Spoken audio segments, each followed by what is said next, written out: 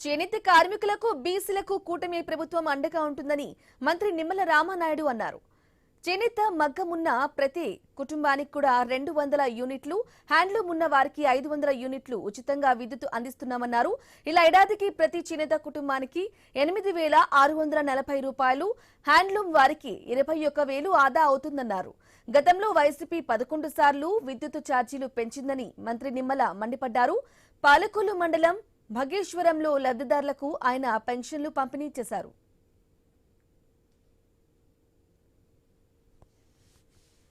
ప్రభుత్వం చేనేత మగ్గాలు ఉన్నటువంటి కుటుంబానికి 200 యూనిట్ల కరెంటు ఉచితంగా ఈరోజు వాళ్ళకి అందజేస్తూ ఉన్నారు. అదేవిధంగా హ్యాండ్లూమ్ ఉంటే కనుక 500 యూనిట్ల వరకు కూడా కరెంటు బిల్లులు లేకుండా ఉచితంగా వాళ్ళకి కరెంటు ఇస్తున్నటువంటి పరిస్థితి.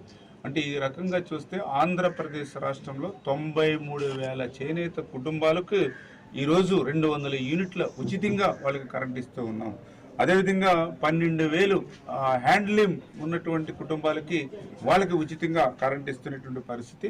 అంటే ఈ రకంగా చూసినట్లయితే మరి ఏదైతే చేనేత కుటుంబానికి 200 యూనిట్లు మనం ఫ్రీగా ఇవ్వడం ద్వారా నెలకి 720 రూపాయలు ఈ కుటుంబానికి ఆదా అవుతుంది.